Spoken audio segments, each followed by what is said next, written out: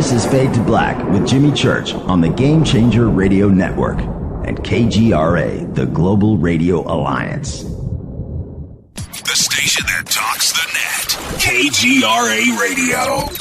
Hello, I'm Katie, and you're listening to my main man, Jimmy Church, on jimmychurchradio.com. Hi, this is Jimmy Church of Fade to Black. Today, everybody, the Fadernauts and planet Earth is vaping, and I'm very proud to announce our very own e-juice. When we were approached by City of Angels Vapor about Fade to Black e-juice, I wanted to make sure that it was the very best, and that the flavors were something that I could create myself, and we did just that. Introducing Fade to Black Fader Loops. This will take you right back to Saturday morning cartoons and your favorite bowl of fruity, loopy cereal. Just click on the banner or go to www.coavapor.com. Enter the promo code Jimmy for the Fader Not special. That's www.coavapor.com. Go back, Lee Tappy. Hi, this is Ray Sobbs here, repping the planet, and you're listening to my good friend, Jimmy Church, Fade to Black, on the Game Changer Network and the KGRA digital broadcast station. Imagine no longer being tied down to your computer, but having the freedom to take live talk radio with you anywhere you go. TalkStream Live introduces our first ever iPhone application. The talk shows you follow now follow you. And your iPhone is now the fastest and easiest way to stay connected to the best talk radio on the internet. Let TalkStream Live transform the way you listen to radio. Listen to live talk shows 24 hours a day, 7 days a week. Mobile talk radio from TalkStream Live. Now available in the iTunes App Store. This is Toby Kebbell. You're listening to jimmychurchradio.com. Don't hurt me, Jimmy. I'm only little. Hey, I'm Adrian Grenier. And this is Ari Gold. We're the Honey Brothers. We're of the Honey Brothers. Hey, I'm Adrian Grenier. And I'm Ari Gold. We're the Honey Brothers. And you're listening to Jimmy Church. The Revolution. Attention, all Fadernauts. Studio Dome has a special deal on their SD1 Bluetooth speaker. Just go to jimmychurchradio.com, click on their banner, enter the promo code Jimmy, and you get $40 off and free shipping on the SD1. It's voice activated, comes with a USB antenna, cables, and a carry bag. Never listen to your phone, tablet, or laptop speakers ever again. It's the only way to listen to Fade to Black. That's jimmychurchradio.com, Studio Dome banner, promo code Jimmy. Go back, Lee Tappy. This is Micah Hanks of the Gralien Report, and you're listening to Jimmy Church on Fade to Black, across the globe on the Game Changer Radio Network and the one and only KGRA Radio, The Planet.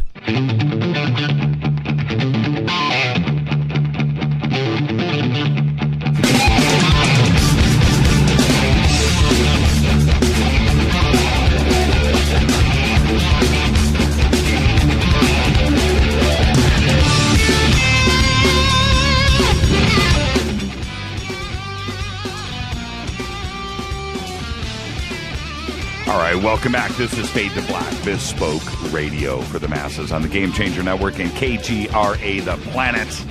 I'm your host, Jimmy Church, and tonight we have very special guest live from the UK, Jamie Bartlett, and his book, The Dark Net.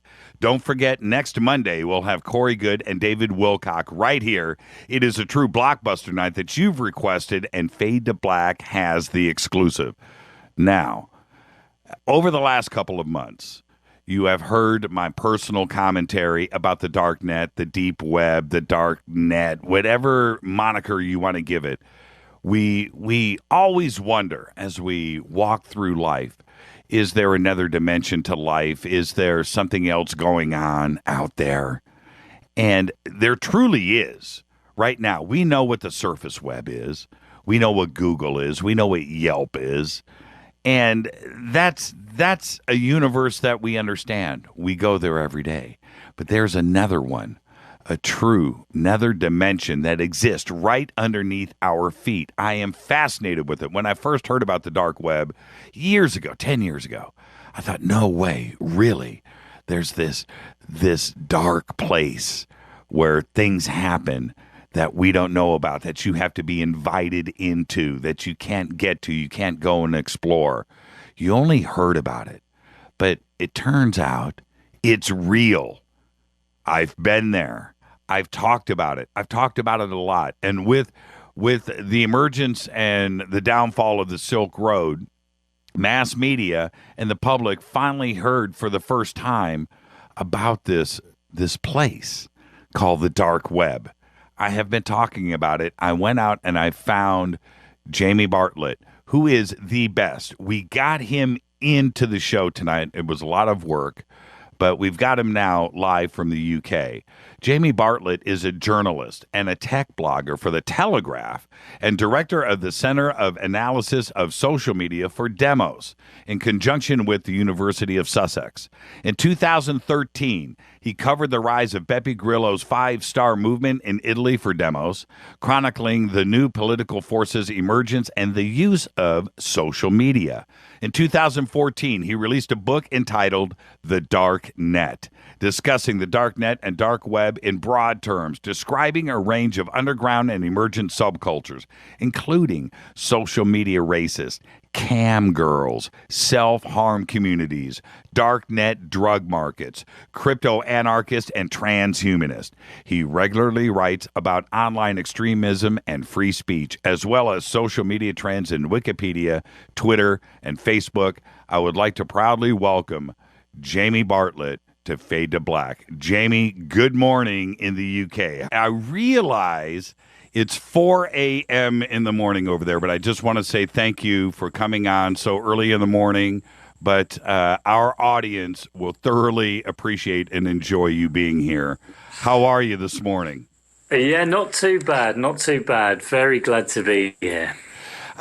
Jamie, I have been, and thank you for coming on with us. I have been doing a personal commentary over the last couple of months on this show about the dark net, and it is something that I have been interested in since the first time I even heard the term dark net, deep web, dark web, deep net, whatever you want to call it. It's got an air of mystery to it, and I have always been completely intrigued that something like this is running around underneath our feet, and we just don't know much about it. What got you into the deep web and the dark net and wanting to write about it? Well, I think like a lot of people, I sort of stumbled across it thanks to probably an article in somewhere like Wired or Gawker about a drugs market, and I just thought to myself, no, there can't be a functioning drugs market on a hidden part of the internet. That's ridiculous. Right. But I had to find out. I mean, my job here in London is doing research on how the internet's changing society. So I thought, well, I've got to go and find it. I've got to go and see what this is really like. And to me, as a sort of professional researcher, a professional journalist, I also just wanted to understand it objectively. Who's there? What are they doing on it? Why are they there? How does the thing work? And so I sort of spent a bit of time digging around and realized that, yes, indeed, there was this hidden part of the internet that at the time very few people knew anything about. Not only that, the story gets ever more interesting and complicated the more you look into it. And it actually ended up becoming, the book anyway, a bit of a broader study, something I'm very interested in.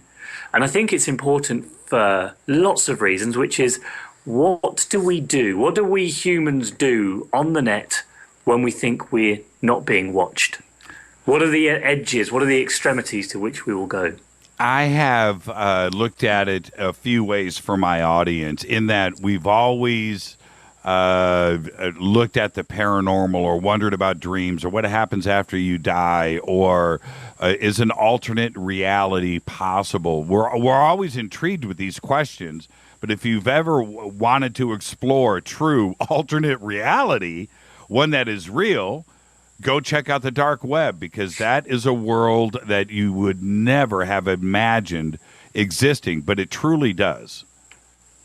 Well, yeah, I mean, the interesting thing here, I think, is that, yes, there is an encrypted, hidden part of the internet, and maybe we can get into how that works. Maybe you've talked a lot already about how that works, so your listeners are familiar. But here's the thing.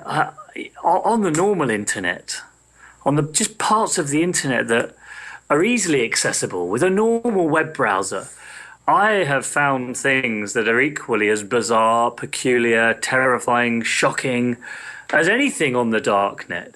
And that's well, I suppose in some ways that's quite a worrying thing, isn't it? But the thing about the darknet is that, yes, it sounds very distant. It sounds, especially when you use the language deep, the deep web, it sounds like there are layers and layers and layers that you have to travel to get to this thing. The truth is, cyberspace is completely flat. The moment you have a browser that gets you access into this other encrypted part of the internet, it's just like being on any other part of the internet. It feels the same in many ways. It looks the same. Of course, there are different technologies behind it, but I think that it might actually become part of the internet that everybody uses on a daily basis in years to come. Well, that would take a specific browser that could be integrated and go cross-platform. And as a matter of fact, that is being looked at now, and we can get into that. But what, for my audience that may not know exactly what we're talking about, the surface web, and I would like your detail on this. The surface web is Yelp and Google and CNN.com and the things that we are used to using and accessing every single day. What is your definition of the deep web, dark net, dark web? Right, so there are a couple of slightly different things here. Yes, the surface net, if you like, that's the thing that we all use. We use it with a normal browser. It is indexed by commercial search engines like Google, who index all the different pages, which allows us to very easily navigate it. That's the net that we all know, love, and use on a daily basis. Now, there's a separate bit of the internet called the deep web. This is actually often misunderstood. All this refers to is the parts of the internet that are not indexed by the search engines like Google. And that is enormous. That's probably 500 times bigger than the normal internet. And that includes everything from web pages that aren't linked to other web pages, because that's how Google finds them. It includes government databases that are on the internet but that are password protected. Let's say, for example, you want to go to your online bank. You'll have a front page which will be on the surface net. Anyone can get to it. But to get past that front page, you might need to enter a password. That password, that part of the site is not indexed by Google because its little robots can't get there without the password. So there's this huge amount of stuff on the internet that is not readily available to anyone with a browser and is not indexed by Google. Most of it's very boring, very dull, and that's called the deep web. Now, a tiny section of that is the dark net. And that is an encrypted network of sites. We don't know how many. It's somewhere between 5 and 50,000, which use a very clever encryption system to make them extraordinarily difficult to censor. They are accessed with a special web browser called the Tor browser, and it means that you can get onto these sites without giving away your location, your IP address, which means you have a high degree of privacy and security when you go there. And it's become the sort of place where people with something to hide naturally migrate to. And so they're quite different things. They're quite different things, and they're often confused, and sometimes you hear it said that the dark net, which is full of guns and drugs and illegal pornography, is 500 times bigger than the normal internet, and that is not true. That's the deep web, and most of it is just boring sites that are password protected. The dark net is a much smaller and much more interesting subsection of that. There's an undercurrent out there right now with statements like the deep web, the dark net is our last bastion of freedom, and leave it alone. The more that you guys talk about it, the more likely we're going to get shut down, and they'll find a way to take away this last piece of freedom that we have. What would you say to somebody that makes that kind of statement? Yeah, it's not an unusual statement. there's an interesting culture, and I suppose it's become a much more mainstream view, actually, that the internet used to be a place of freedom, a place of privacy, a place where you could explore your ideas, where you could go without being followed by pop-up adverts, where not every single thing you did was recorded, collected, monetized, and then thrown back at you again. And for a lot of people, this darknet is, in a way, a return to the origins of the internet, this free, anonymous, private space. And so they are very protective of it. They're very protective of the philosophy, the idea of this network as being something pure and true. And they're worried about everybody.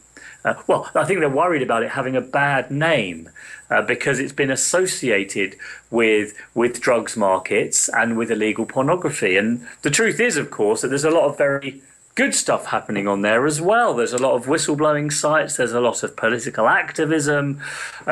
There's a lot of exploration of ideas. There's a lot of chat rooms and forums where people can speak with some privacy. All of that stuff's really important, but we don't hear as much about that.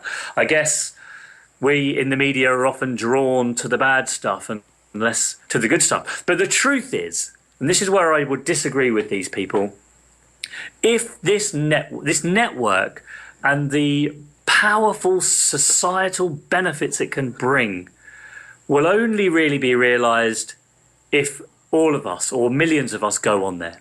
If it's just the preserve of a small number of hackers and libertarians, it will never yield that kind of social benefit that I think it could. So to me, I think actually it's quite important that people do know about it, and if they want to join it, get on it and make it a little bit more mainstream and usable for the rest of us. What have you found when it comes to all of the taboo subjects? Kidnapped sex slaves, auctioned sites, of course, weapons, malware, stolen identities and bank accounts. All of this is available, but yet this type of criminal activity is like honor amongst thieves. They want to have an image, a reputation of being the best human bondage sex slave distributor in the world. How do you? No, you're right. You're right. You're completely right. I mean, it's almost an honor amongst thieves. How do you respond to something like that? Well, there's a couple of things there, because on the one hand, it's quite hard to know exactly what's going on these sites. There's a lot of phony and fake sites, the assassination markets and guns for sale and hitmen for hire. Of course, me, as a researcher, I can't really test that without getting myself into serious trouble. And so it's a mysterious world, because it's very hard sometimes to know whether actually that website that purports to be a kidnapping site is actually being run by the FBI. And you never quite know. Now, we can talk about the drugs markets, because I can tell you exactly how they operate, and they're very, very surprising and almost entirely misunderstood by everyone that's ever reported on them. But your honor amongst thieves point's interesting, because you're absolutely right. And in every single internet subculture that I have studied, doesn't matter how open or how disgusting it is, you find the same dynamics. So I was studying, for example, illegal pornography networks, individuals who would amass enormous volumes of illegal films and footage and images of children, and would boast about it and would compete with other people to have the best collection, to be known as the best collector with particular images and so on that others didn't have. And they would complain amongst themselves about the rest of the, and I quote, community. And the subject matter is terrible, is appalling, but the behavior and the type of competitive and a sort of community spirit among these people is almost exactly the same as you'll find in a soccer forum, in a Facebook group about a pop band. And yet that was one of the things that I found most surprising, that there's this sort of innate human behavior online. It doesn't matter what you're talking about, we all end up behaving in much the same way. Have you, in your journalistic research, for research purposes only, have you made an online purchase from the darknet? Oh, yes. Well, I made an online purchase of 1 gram of marijuana, a very small amount, and one that I felt that I could defend with a public interest test. And how easy was it? Was it frightening? No, absolutely not at all. It was a wonderful consumer experience. And that is the point of the darknet markets. Everyone talks about the amazing cryptography, the Bitcoin cryptocurrency, the use of the Tor browser. All of that stuff's very interesting, of course. And that is what makes these markets work. But what's happened with these online marketplaces, I think, is more interesting. And it's that they have created a highly competitive and yet anonymous functioning market for narcotics. And what that means is that you have hundreds of vendors based all around the world that are desperately competing for the custom of the buyers.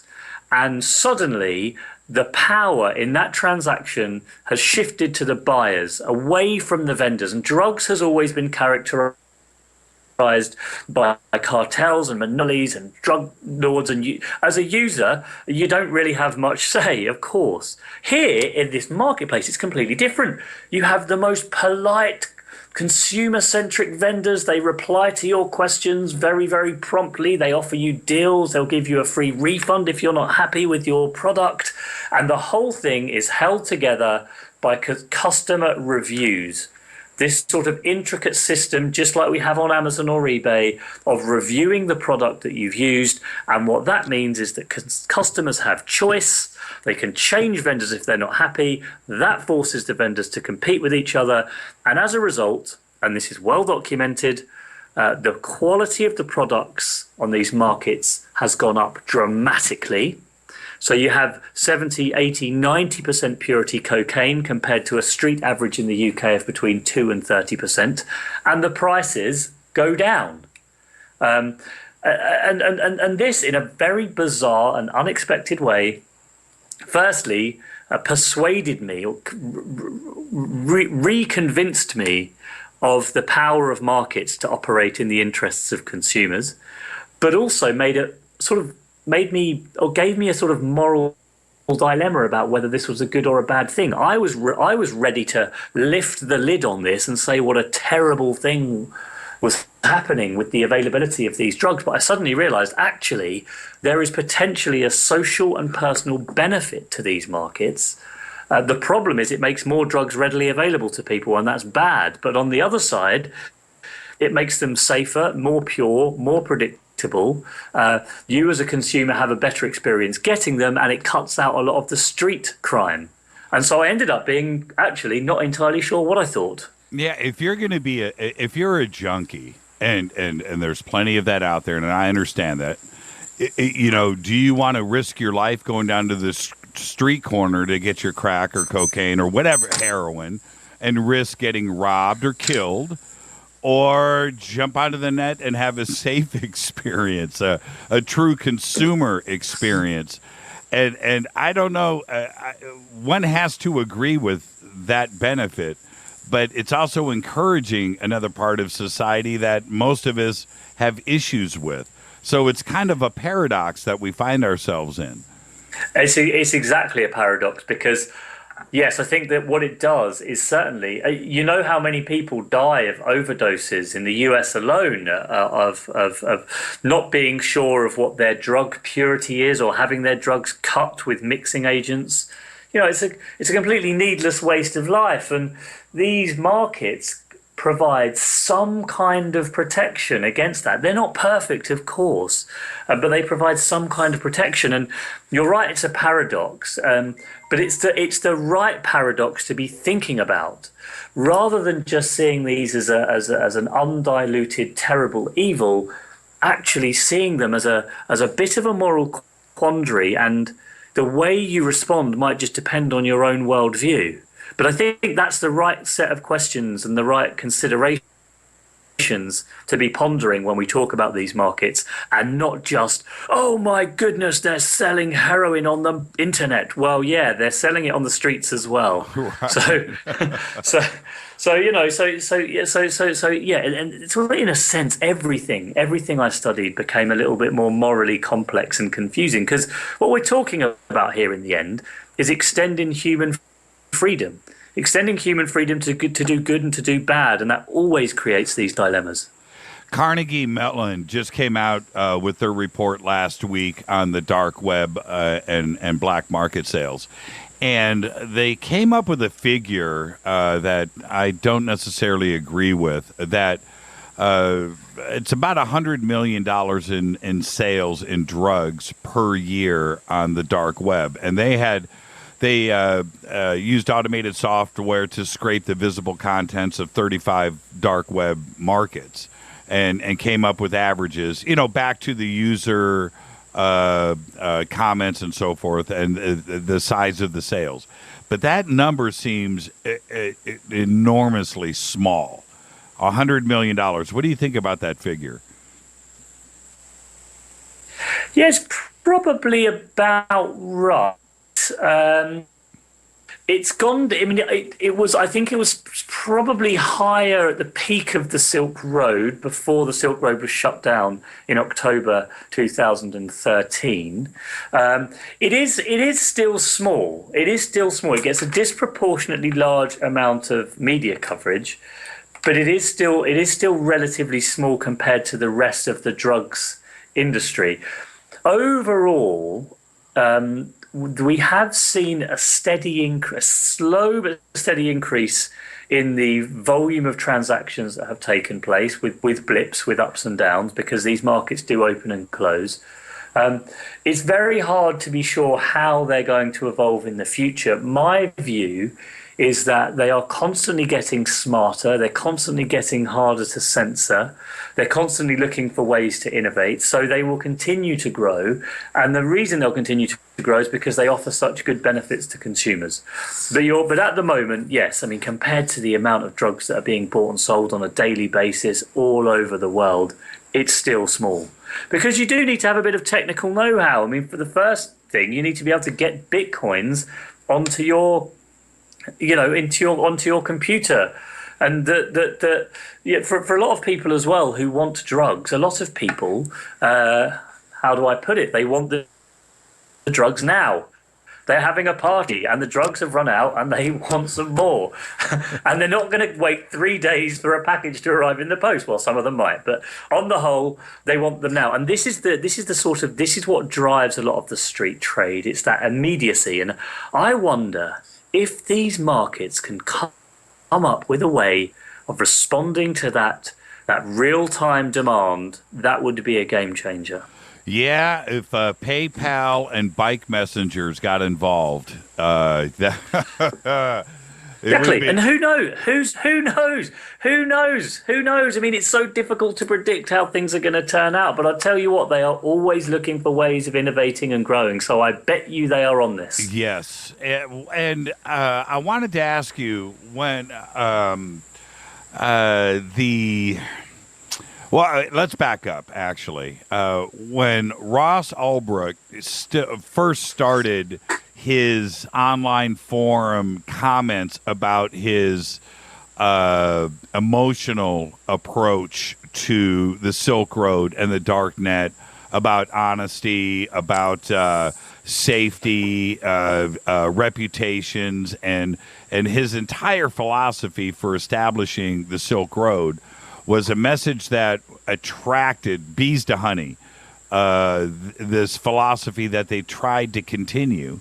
But that philosophy went away. And speaking specifically about Bitcoin it turn into these guys stealing from each other and websites being shut down and collections of Bitcoin.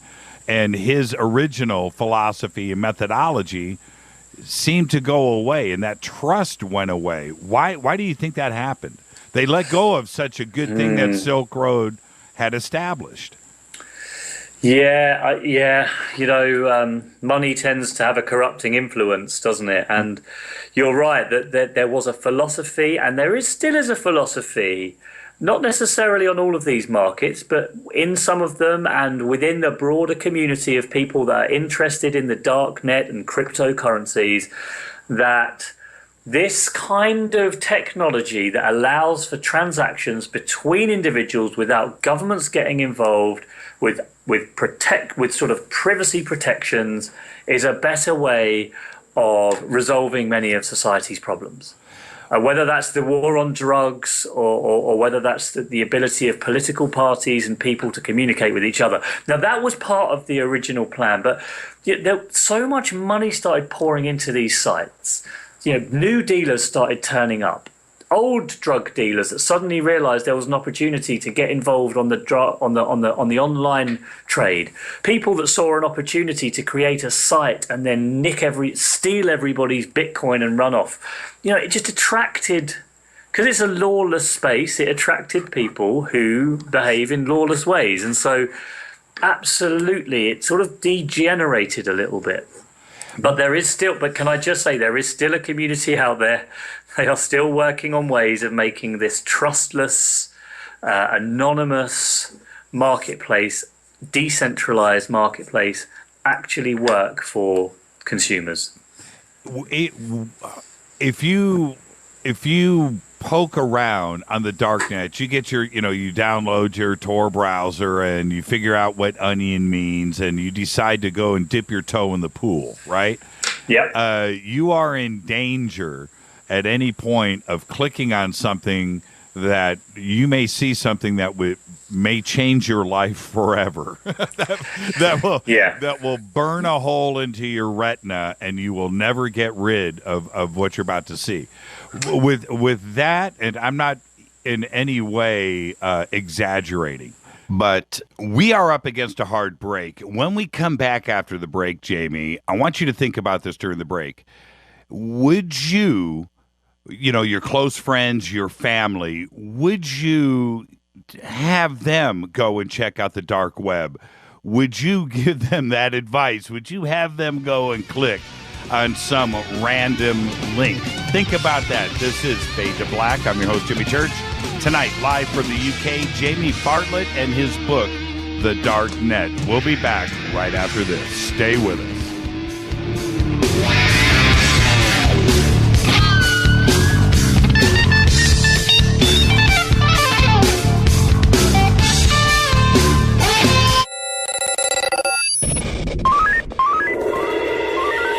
Way out here, we listen to Jimmy Church. You're listening to Fade to Black. Always on the edge of the hottest alternative talk. Jimmy Church with Fade to Black. KGRARadio.com. Hey everybody, what's up? Jimmy Church of Fade to Black, and check this out. The 2015 MUFON Symposium will be held this September 24th through the 27th in beautiful downtown Irvine, California. Expanding ufology, opening new doors in academia, industry, and media. Former Defense Minister of Canada Paul Hellyer will be there in person. Former CNN news anchor Cheryl Jones, TV news journalist Jaime Maussan, and MUFON's chief photo analyst Mark D'Antonio. They're just a few of the growing list of names for the 2015 event. It's September 24th through the 27th at the beautiful Hotel Irvine. Get your tickets today at MUFONSymposium.com. That's MUFONSymposium.com. Go Beckley Tepe. ¿Qué tal, mis amigos? Yo soy Mario Carson, el tiburón, y los invito para que escuchen a mi buen amigo Jimmy Church Radio. ¡Claro que sí! Did you ever turn to your radio for your favorite talk show to find that it's been preempted for this? In the air to deep right center. Back goes Lewis to the wall, and it's out of here! or this? And I'm ashamed of you, Hillary, for voting for it. Do you have a favorite talk radio program that's not available in your city? Just go to TalkStreamLive.com for links to the best streaming talk radio shows. At TalkStream Live, you will find live talk shows 24 hours a day, 7 days a week. All your favorites are here. With such a large selection, you will also discover some new favorites. On the go and still want to listen? With a mobile smartphone, simply type TalkStream Live on your internet browser. Now you can take internet radio with you. You will also find hundreds of music, news, and sports streams. Best of all, the TalkStream Live directory is free and there's never a login required. Remember TalkStreamLive.com, the fastest route between you and your favorite talk radio show. You are listening to Fade to Black with Jimmy Church on the Game Changer Network. Oi, oi, I'm Reese Evans. You're listening to Jimmy Church. This is Revolution. The revolution will not be televised. The revolution is on radio. Ciao.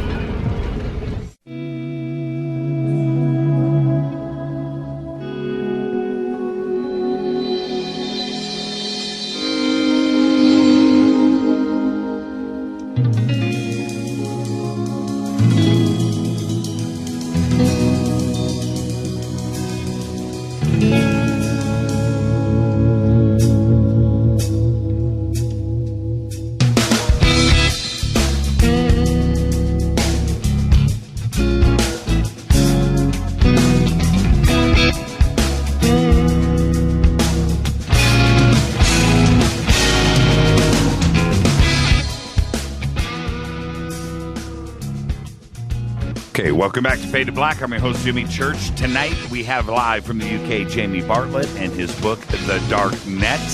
Don't forget, next Monday, we have Corey Good and David Wilcock right here on Fade to Black on an exclusive.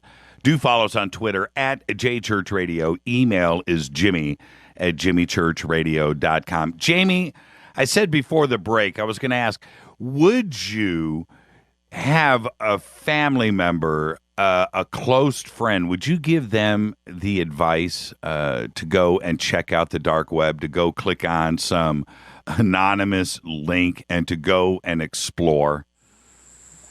I would give the advice, if I gave advice to anyone to go on there, it would be with a lot of caveats and a lot of precautions that they should take. And the first thing I would say is don't just go clicking on links that you don't trust. Well, you say that anyway on the normal internet, don't you? But it's definitely more dangerous there. There's another side of this. You're absolutely right that, you know, you can click on the wrong thing and God knows what you'll see and you'll never forget. As they say in internet culture, you can't unsee what you've seen. And that's definitely a worry. And I think that's certainly something that keeps people away from this part of the net, quite understandably so. But, you know, there's another side of this as well, which is when you are going onto the darknet, one of the first places you tend to go is an index page. And if you've taken a look, as I'm sure you have, you'll know that it's one of these kind of a sort of centralized bank of different links to different sites. Because all the URLs are just strings of numbers and letters, it's not very easy to navigate, is it? You need some guidance, you need some help. And so these index pages list the most popular sites. And I think the terrifying thing about it is that you have a list of, say, you know, commercial services, and there'll be a dozen links to some of these darknet markets. And then you'll have another section which is for political activism, and you'll have another dozen links for that. And then you'll have a section which says child pornography. And then it just has a load of links again. And the fact that it is sort of it's so easy and it looks so similar to the rest of the links that you've seen, and it just doesn't look out of place, it's very, very confusing because it's not something you expect to find. And I suspect maybe some people that have gone onto these sites and just out of morbid curiosity have just clicked on these links, just thinking, that can't be the case, or no one will find me, and so, you know, maybe I the barriers are lowered, I suppose, is what I'm trying to say. And it becomes so familiar to you that it doesn't seem like just clicking on a link is a big deal. And of course, it's a really big deal.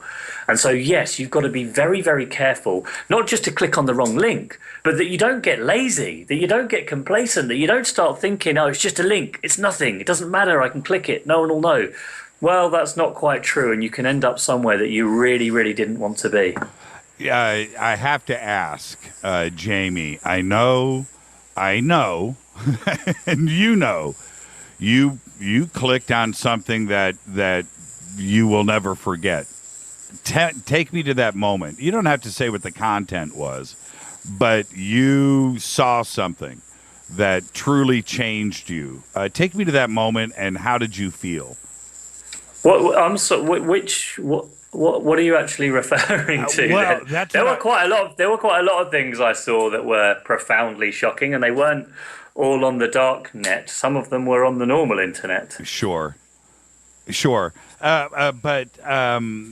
when you're probing around something like the dark net, where in most cases, everybody would think they shouldn't be there. It's like going to the red light district in Amsterdam. It's like you're walking up a street that maybe your wife shouldn't know that you're here, kind of thing.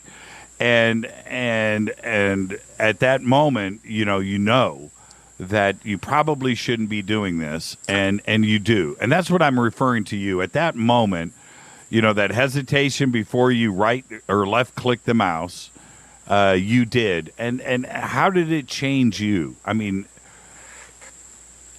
Well, just to be clear, if we're talking about the illegal pornography... It could be that. It could be a hitman site. It could be it could be anything. But I'm just saying your heart, your adrenaline, and that moment must have been pretty intense.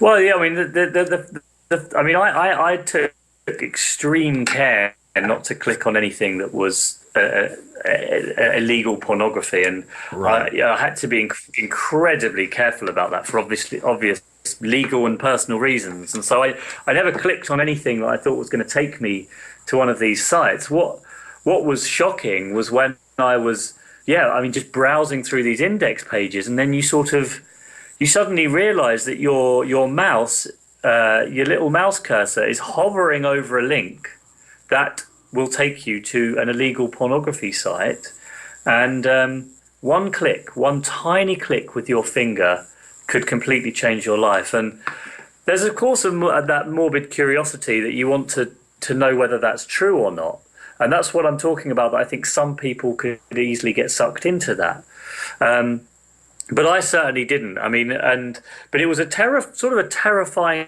moment, because you're confronted with this unbelievable opportunity, and I say that not in a good way, right, to really mess your life up with such a small physical movement, if you see what I mean. And it almost feels like to do something that bad shouldn't be that easy.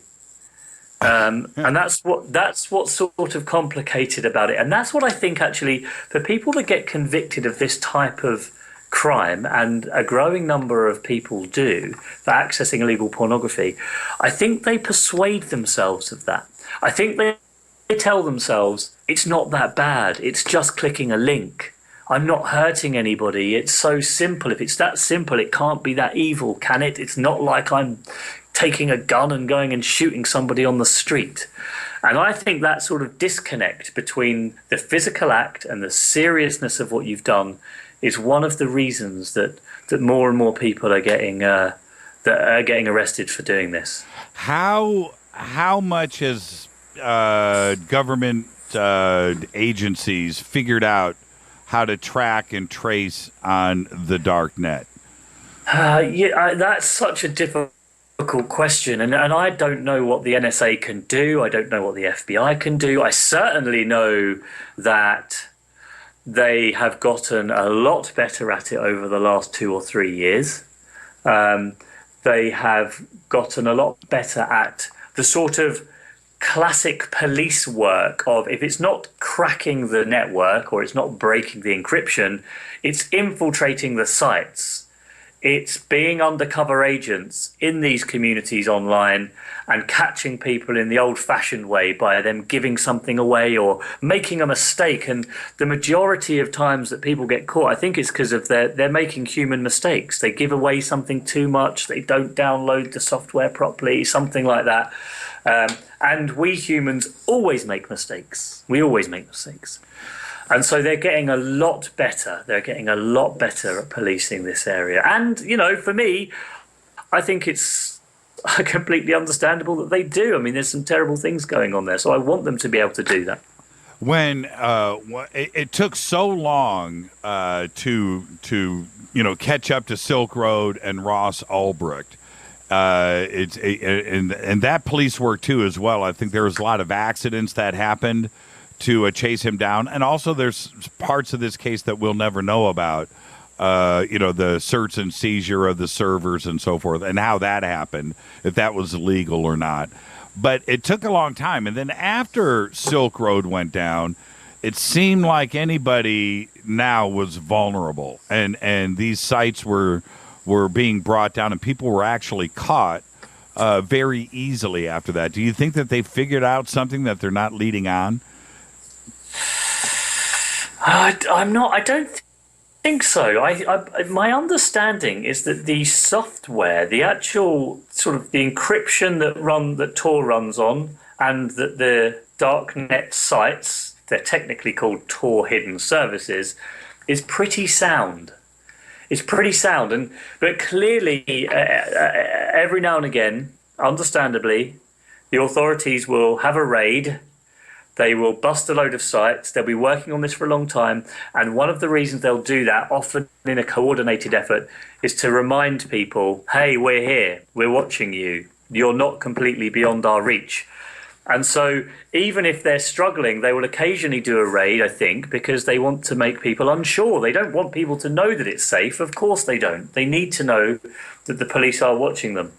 Now, I couldn't.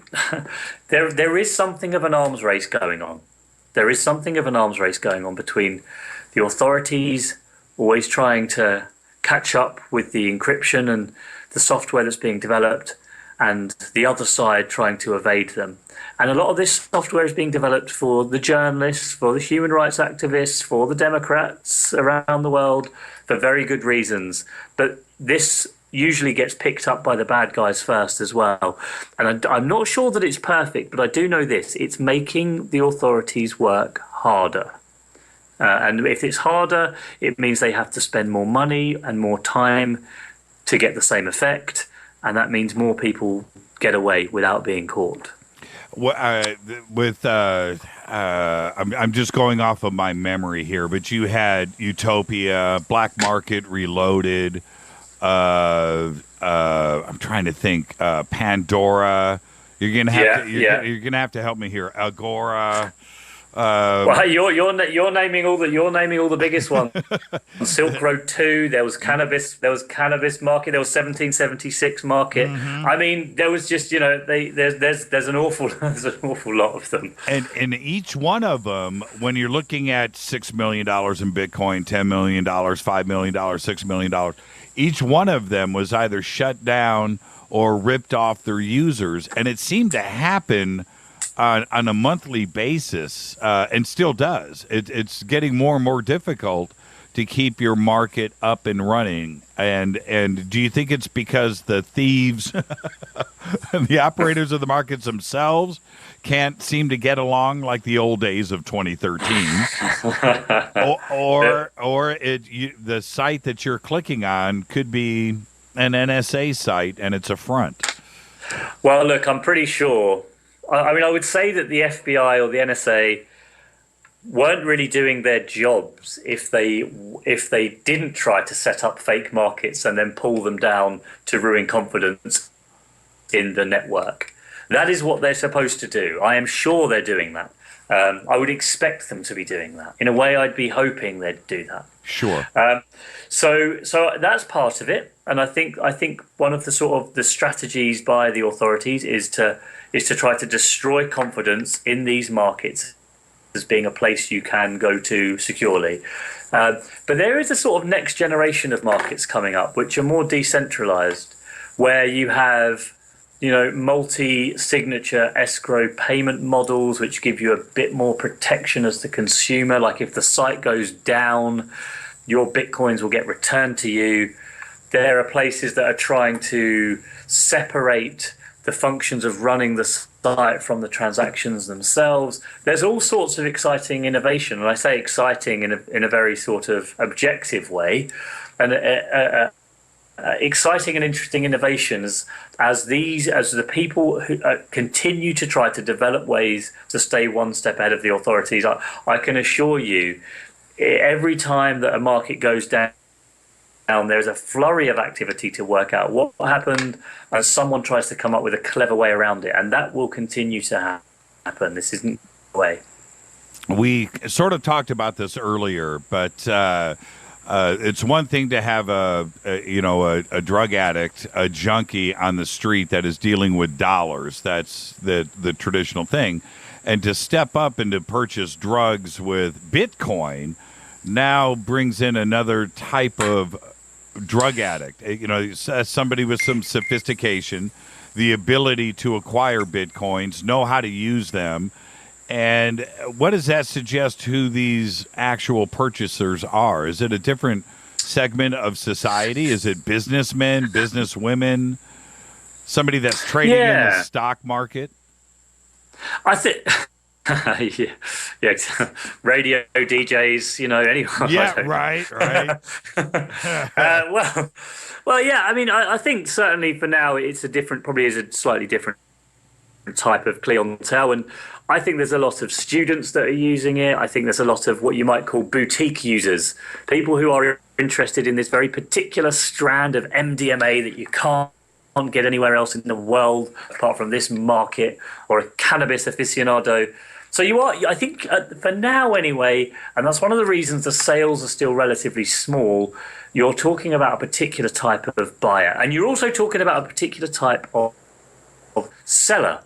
You've got, some people have set up almost logistics companies where they buy in bulk from one site and then they retail to another site with a small markup. And we're talking about, people that these companies run really just like a boring logistics company, parceling things up, sending them off, taking your cut, and so on.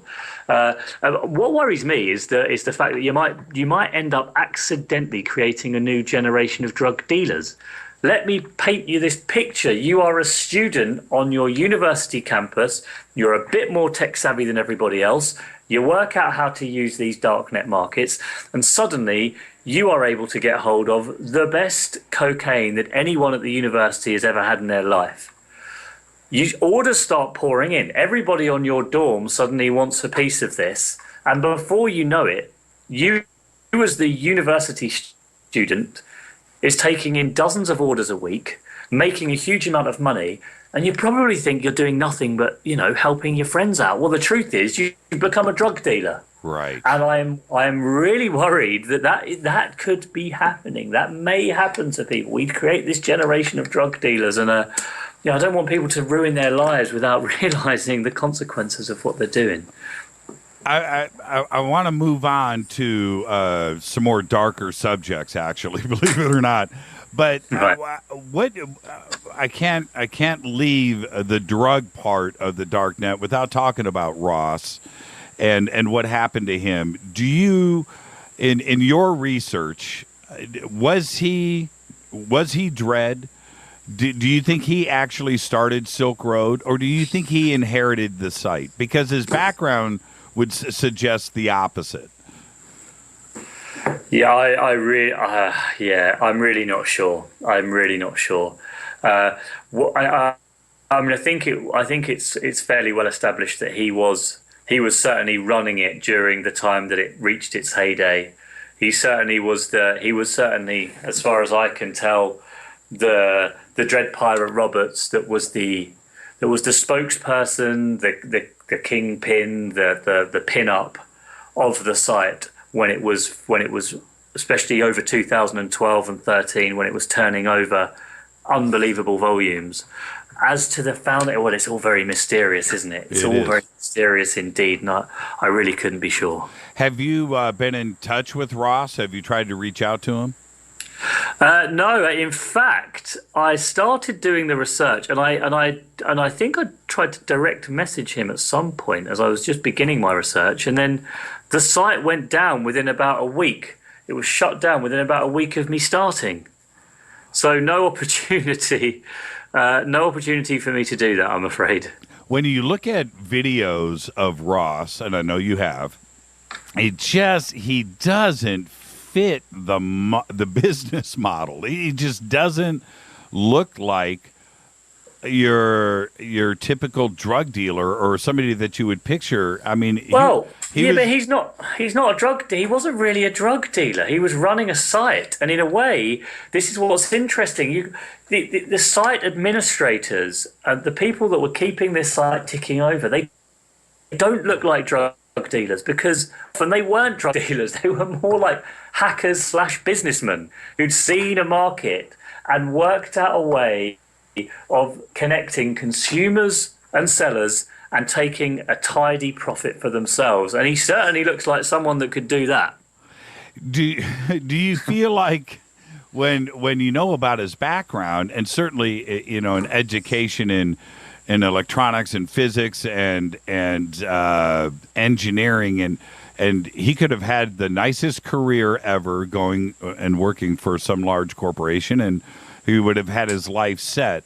But something changed, didn't it? Something changed in him morally, where he wanted to make the world a better place, and he was going to start with Silk Road and established a moral ethic with Silk Road and change society. What do you think happened? Why did he take that left turn in his life? And he took it quickly. You remember his books that he was selling and giving back to the community, and he was like a I want to say this, he was like a puppy salesman. You know, he was just like a good guy, and then just wham, an epiphany happened. What do you think that was? Well, he was also making a huge amount of money as well. Let's not forget the $10,000 a day he was making in commission, which I'm sure helped. But to me, I wonder whether it happens something like this. We read a lot about people becoming politicized and radicalized, and we often talk about it particularly at the moment with, you know, Islamic State and religious fundamentalism. And we talk about the way that people get sucked into these ideologies, and I wonder whether or not it happened a bit to him. But towards more libertarian thinking. You know, we know that he was interested in Austrian economics. He was probably very fascinated by the idea that cryptography and networked computing offered this amazing opportunity to realize the dream of a decentralized marketplace between individuals without third parties getting involved, and the way that could change the world, and probably still will change the world. He's probably not wrong about that. He got sort of sucked into this idea, this fascinating, amazing idea. And then I think probably what happened is the site just grew a lot quicker than he imagined. He maybe imagined that he'd start small, and then before he knew it, he is running a vast empire, far larger than he ever anticipated it would be. And often what you find is that people get sucked into roles that they weren't necessarily planning, and then they have no choice almost but to play them. Now, with the invisibility, the anonymity that comes along with the dark net, certainly ISIS, terrorists can take advantage of this too. They're just as smart as everybody else out there, and obviously extremely tech savvy and understand the internet and social media too as well. How do you think that is coming into play with the dark net and certainly smearing the reputation a little bit further? Yeah, it's a good question. I'd say that yes, you're absolutely right. Radicals and terrorists, extremists are as tech savvy as everybody else, but more than that, they're more motivated than everybody else, and they have more reason to stay hidden than everybody else. So they are almost by definition early adopters of this type of tech. What we've seen, particularly since the Edward Snowden revelations, there's been a pretty significant change in the way that groups like Islamic State operate. They are watching closely. They are using all the latest gadgets to evade surveillance, including the Tor browser. They are using encrypted messaging services. And all of this stuff, I'm sure of it, is making the job of counterterrorism more difficult. But let's not exaggerate this, because they use the internet in different ways for different things. I mean, on the one hand, when they want to communicate privately or they want to keep their identity hidden, yes, they'll use encryption, yes, they'll use the Tor browser, but I don't think they're going to go onto the dark net itself to try to recruit people, because they want to do that on Facebook, Twitter, and YouTube, where everybody is. So they have this weird situation where they, on the one hand, they're very secretive, they're very hidden, but on the other, they're unbelievably public. You know, you see them all over the major social networks. And so they're playing this double role all the time. And for them, getting that propaganda out, it's not about keeping their propaganda hidden. They want to get that propaganda to as many people as possible. And, you know, as we all know, they've actually been pretty effective at doing it. And when you look at the availability for malware and hacking sites that are on the dark web, that's a pure magnet to somebody that wants to cause trouble in the West for a terrorist organization. Are these sites viable? Are they active? And is this something that ISIS is taking advantage of? I'm not sure whether ISIS has taken advantage of commercially available hacking services from the dark net. If they haven't, my suspicion is that they will soon. And I don't even know whether it would be on the dark net that they would do this, because there is a marketplace for hacking services.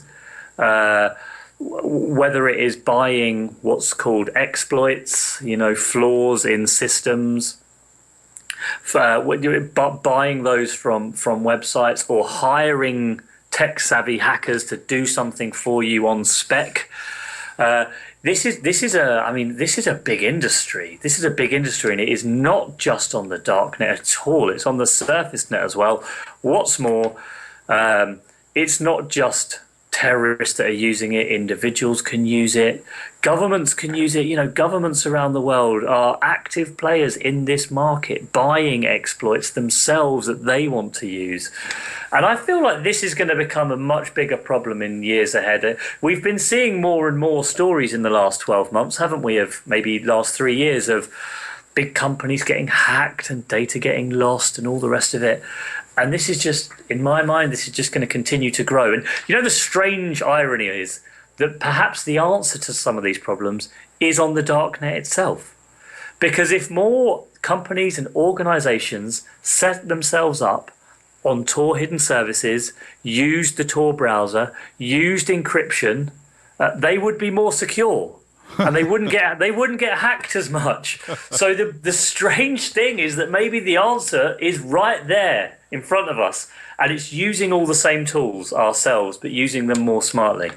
I did some research into this over the last 6 months or so, and one of the things that I found interesting about the hacking, malware, exploit sites are these guys, just like, you know, the guy peddling his excellent weed, are bragging about how good their malware is and the guarantees that they can apply to that, and also lease and rent you further services to guarantee that these exploits actually happen and evade Avast or McAfee and other programs out there, antivirus stuff. And these guys are making lots and lots of money. They have lots of customers. So when we come back after the break, we're up against a hard break. When we come back after the break, Jamie, I want to know, who are the customers? There are thousands and thousands of customers, new customers, every single day exploiting these websites. Think about that. This is Fade to Black tonight. Jamie Bartlett is live from the UK in his book, The Dark Web. I'm your host, Jimmy Church. This is Fade to Black, bespoke radio for the masses on KGRA, The Planet. I'll be back right after this. Stay with us.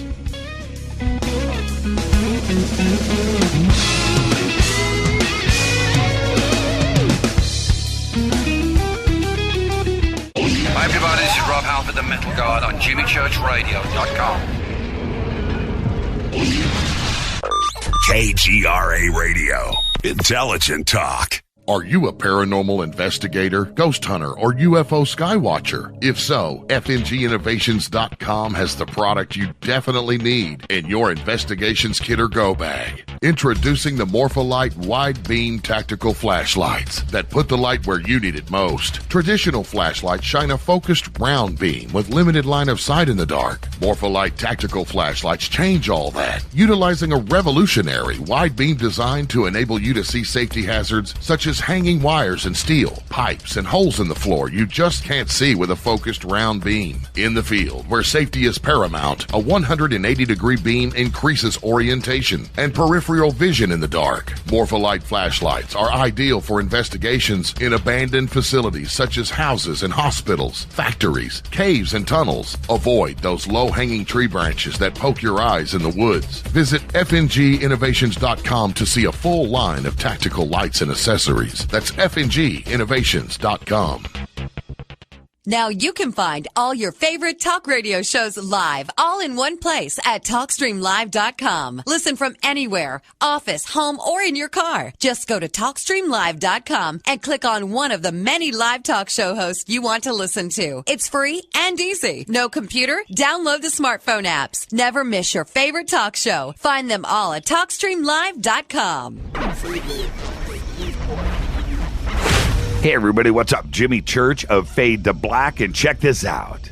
The 2015 MUFON Symposium will be held this September 24th through the 27th in beautiful downtown Irvine, California.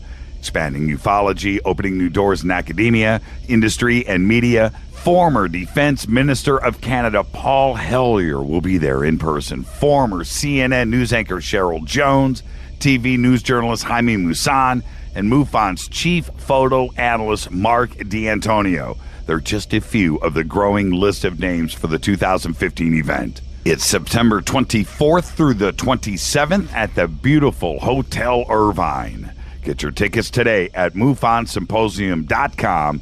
That's MUFONSymposium.com. Go Beckley Teppy.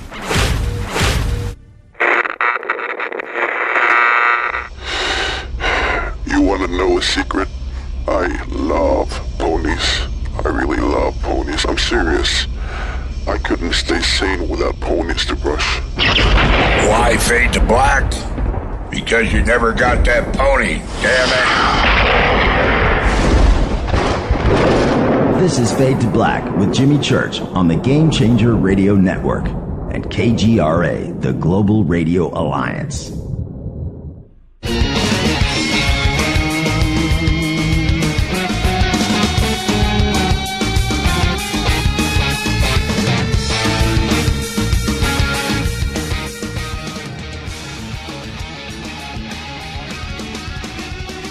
All right, welcome back. Fade to Black. Tonight we have very special guest live from the UK, Jamie Bartlett, and his book, The Dark Net. Don't forget, next week on Monday, Corey Good and David Wilcock will be right here. I've been calling it a blockbuster night because it is, and you've requested it, and Fade to Black has the exclusive. Now, Jamie, before the break, I was asking, who are these customers? Who is buying this malware? Is it ISIS? Is it terrorist? Is it just a guy in his mom's basement that's pissed off because he didn't get an insurance settlement and he's attacking his insurance company? Is it somebody mad at his bank? Is it somebody that is just a lone wolf? Who is it?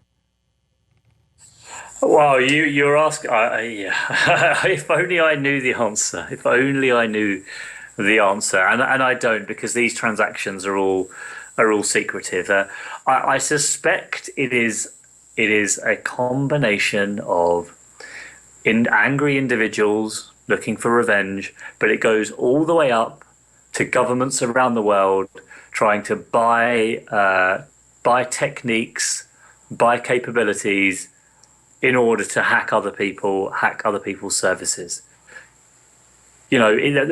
Part of government intelligence work is, especially since Edward Snowden, actually, is going to be increasingly about hacking into people's computers. Because after you passed, was it called the Freedom Act?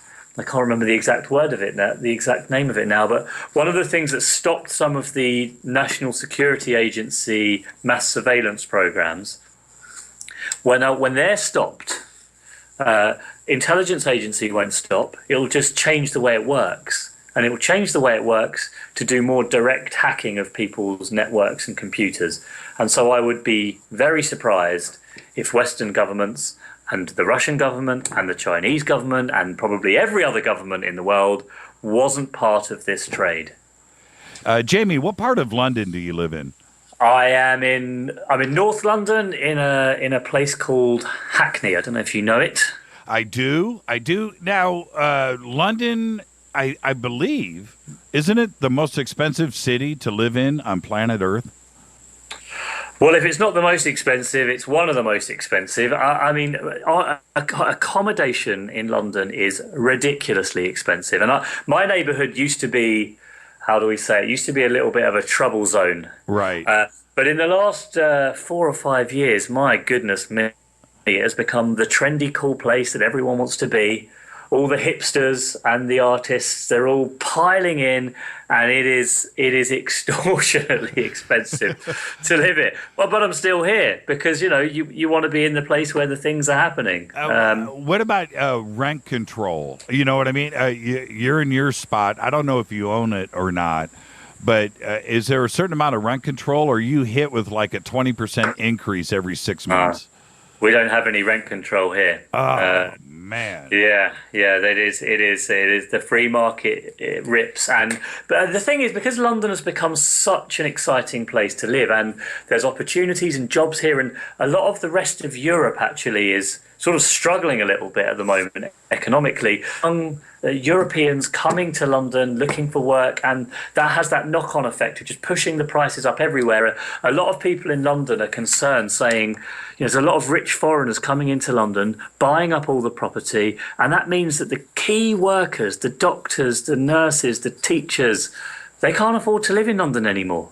So they've got to have a 2-hour commute to get to work and back, and that is not going to work in a city. So something's got to be done, and I know that the politicians are constantly now talking about how do we get more houses, more affordable houses in London for ordinary people. And then you have to build the freeways to accommodate suburbia that is ever expanding out and out.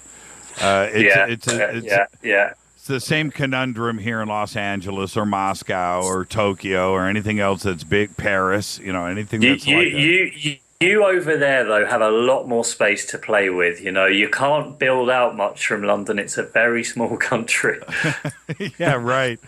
I wanted to ask, I wanted to go back to the child pornography part of the dark net. Are those sites, are those monetized in the same fashion as some of the other dark net markets? Is it Bitcoin? And are they profitable? Yeah, so illegal pornography is another much misunderstood area. I would say that the majority of illegal pornography is in fact on the normal internet. It's not on the dark net at all. But the dark net, because of the way that it operates, provides something of a sort of warehouse of constantly available images. So every time something gets shut down, people can go back there, find it again, and re-upload it to the normal internet. That's the problem. It means that there's a sort of endless supply of images. It's a very difficult world to research and understand. My best judgment on this is that something like 20% of the material, of the illegal material that has been reported to the authorities. We have somewhere here called the Internet Watch Foundation that does this. Something like 20% of it, I think, was on commercial sites. Payment to those is, there has been a few examples of Bitcoin being used to pay for them, but actually on the whole it's being used with credit cards and the sort of the normal payment mechanisms, believe it or not. But this is the great dilemma now. A growing proportion of illegal pornography is being produced by young people themselves. They are armed with their smartphones, young teenagers, making videos of themselves, sending it to their boyfriends or girlfriends, or uploading it to the internet. And there are people out there who are constantly looking on the net, trying to find this material and then collect it and save it. That's about as disturbing of a thought as I can have. Yes, and this is the thing that's much misunderstood, and it's very, very hard to tackle, because it's one thing if you've got websites that you can shut down, but if there's an endless supply of this material from young people themselves that don't know what they're doing, and there's parts of the darknet that mean that there's always an available supply, to mean it's almost impossible to remove it entirely, we have a problem. We have a big problem. It gets very, very difficult indeed to remove. And that's one of the reasons why, for all our efforts, we can't do it. But very, very interesting statement made, I think it was in the mid-'80s, by the FBI, saying they thought they had the issue of illegal pornography more or less under control, because it was a handful of magazines that were distributed at a handful of locations. The internet, for all the good things it's done, has also completely changed the way this world operates. I had read a story a couple of weeks ago. It was put out by Vice. And the journalist, I don't have his name in front of me, but he had jumped on the dark net and was doing his story and his research. And he found a site that was auctioning sex slaves that were kidnapped. And he got inside and posed as a customer. He was found out a couple of times, got back in, got their trust back. And it was his opinion that it was a fake site, that it wasn't real, that this wasn't, that they were there to steal your money. And that if there was an auction that was going on, you were just going to get ripped off. And who could you go and tell? You know, exactly. What's the prevalence of something like that? What do you think? Yeah, that doesn't surprise at all. I actually didn't see that story. Much to my shame, I should have seen that. But that doesn't surprise me at all, because because you don't have anywhere to go to complain. So if you're going to give over your money on these sites, frankly, you've got to be prepared to take the consequences. So I think there's a significant proportion of these so-called terrible sites are just scam sites, and they are ripping people off. Well, you might say that those people deserve to be ripped off, frankly, if they're going there trying to absolutely, auction kidnapped people. So good, good job too. But I think there is an awful lot of that sort of strange criminal activity taking place on these sites as well. But again, and I come back to this point over and over, so there is on the normal internet. The number of scams and phishing scams and hacked sites and links to click on, they're everywhere. The only difference is, I think, on the darknet, you just don't have any recourse, and you just don't know really what you're dealing with in the same way. I'm going to wrap this up. I've got to get some advice from you. How do I get rid of spam email? out of all the problems in the net, what is up with that? The very first piece of spam email was sent I think it was in the late 1970s in California. Some company had worked out how to access every single email address on the entire internet and sent this annoying advert. I think it was about car sales or something like that, and managed to send it to every single person on the internet. And everybody was furious about this. And ever since that day, it has been impossible to get rid of spam emails. It still is impossible. You're never going to get rid of them. I assume you have the spam filter selected on your normal email accounts. Yep. They're filtered into that, and then you just delete them all. I don't think there's anything that you're going to be able to do that's better than the teams of people that work for Gmail and Yahoo that work on this day in, day out to make their filters better. I really don't think there's much more you can do than that, I'm afraid. Living with spam emails is just a little nuisance of modern internet life. It's amazing. During this interview, I have my email open, and I just watch it click away. The spam email comes in every couple of minutes, and it's just filtering. It's absolutely amazing. I get hundreds and hundreds and hundreds every single day. It's just amazing to me. Yeah, and you sort of wonder why. I don't know a single person that ever gets them. I mean, the truth is, a lot of these are sent out by automated bots. They're just machines that are just pushing out millions of bits of spam every second.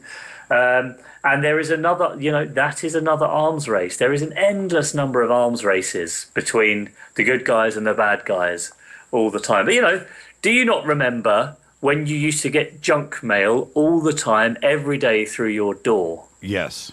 Yes, a real nuisance, wasn't it? But you just lived with it. You tore it up, threw it in the bin, and after a while you sort of got to live with it. And I'm afraid it's the same thing on the internet. Yeah, obviously, it's working. I mean, somebody somewhere is clicking on something, and I don't know what it is you're clicking to. Maybe they want to validate your email address and then, resell it or whatever, that this is a good email address, or it's something malicious. And something really, really bad. But and you know what worries me? It's that the tech-savvy people and the young people, they don't click on those links. So, but you're right, someone's got to be clicking on them. So I think to myself, well, who's clicking on them? It's probably people that don't know what they're doing. People that aren't used to the internet as much, that don't really know what spam mail is. And they're the ones that are getting caught out. We have a real danger in society of this sort of digital divide between the people that know what the internet does, how it works, can make the most of it, and then all the other people out there that don't. And I think we're in danger. I think a real danger is we're creating a massive inequality in society about how we use the internet. And I really hope we do something about that. About a year ago, on my iPad, I've now got a bunch of Android tablets. I've retired my Apple iPad 1.0, whatever it was, first generation. But on the iPad, I got this lockup message that popped up and said, your iPad and your files have been shut down. To unlock your iPad, go to, it was like Western Union. Oh no! And send us $200, and we'll unlock your iPad. And you know what? I couldn't shut it off. I couldn't unclick. I couldn't do anything. I ended up doing a hard reboot on the iPad and cleared it out, and it ran again. Oh my God! Yeah, this was this crypto locker. Is that something that is... Yes, this is a big thing, Crypto Locker. There's a number of these. This is malware. It's very, very clever. It's malware that essentially encrypts your hard drive with a very, very powerful piece of encryption, and there's no way of you decrypting it. It could be all your family photos, all of your work. Yes. Without paying a ransom. They're calling it a ransom. Now, the other thing is you don't even know if you pay the ransom whether you'll actually get your stuff back. But I know people that have paid the ransom and have got the stuff back. But this is a big thing. And you know what? That can happen to anybody. You click on one link and your entire hard drive could be encrypted by somebody else. So again, what does that tell you? Back up. Oh my God, you've got to back up all of your work. Don't leave your house without having everything that's important to you somewhere else, on a hard drive, somewhere else, on a USB stick, whatever it is. But make sure you back up your stuff.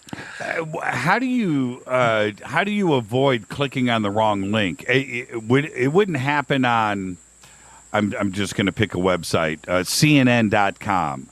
The odds of that happening there wouldn't. But where are you venturing that this kind of activity would happen? You know what I mean? Yeah, I do know. But you know what? You're sort of getting beyond my level of expertise here. I mean, I don't think I can offer any hard and fast rules on this. I mean, they always say that you have some decent anti-malware software on your own computer that's looking out for this. You only click links from people that you trust, but that doesn't even work because sometimes your friends' accounts are getting hacked and they're sending you links. So you got to even be careful. I mean, if you look at a link and it looks very unusual and a strange string of numbers and letters, just be very wary. Just be very wary. I got to thank you, Jamie. Very enlightening show. And what's your main website where everybody can go and check out your research? Well, probably I've got my own website. It's jamiebartlett.org. But Demos, this think tank in the UK, is where I do most of my work. You can find that at www.demos.co.uk and find a lot of the work that we do there. And thank you so much for having me on. It's been a real pleasure talking to you, even at this time. Yeah, thank you so much, Jamie. You have a great rest of your day. Thank you. Jamie Bartlett, everybody. Thank you. Live from the UK, the dark net. I'm going to take a quick short break here. And when I come back, I'm going to open up the phone lines, 323-825-5045. 323-825-5045. I'd like to talk about the dark net. And also, Jared today has pled guilty. And speaking about the dark net and child pornography, that's a certain subject. So let's do that. I'm your host, Jimmy Church. This is Fade to Black on the Game Changer Network and KGRA, The Planet. Bespoke radio for the masses. I'll be back right after this. Stay with us.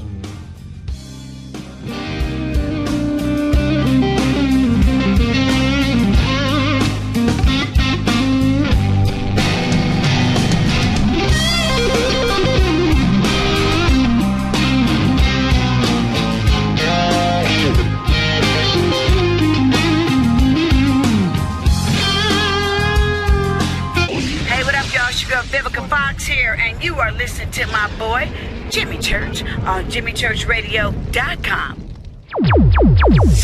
Despite popular opinion, reading a book will not make you smarter.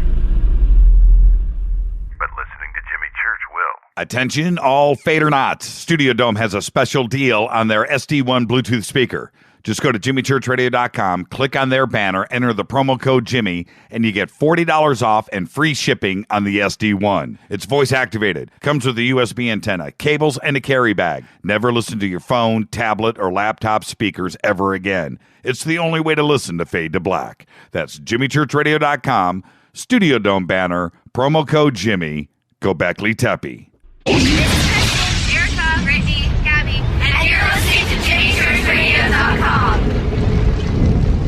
It's not a lifestyle we chose. We were born this way. KGRARadio.com. Hey, everybody, what's up? Jimmy Church of Fade to Black, and check this out. The 2015 MUFON Symposium will be held this September 24th through the 27th in beautiful downtown Irvine, California. Expanding ufology, opening new doors in academia, industry, and media. Former Defense Minister of Canada Paul Hellyer will be there in person. Former CNN news anchor Cheryl Jones, TV news journalist Jaime Maussan, and MUFON's chief photo analyst Mark D'Antonio. They're just a few of the growing list of names for the 2015 event. It's September 24th through the 27th at the beautiful Hotel Irvine. Get your tickets today at MUFONsymposium.com. That's MUFONsymposium.com. Go Beckley Teppy. This is KJCR at JimmyChurchRadio.com.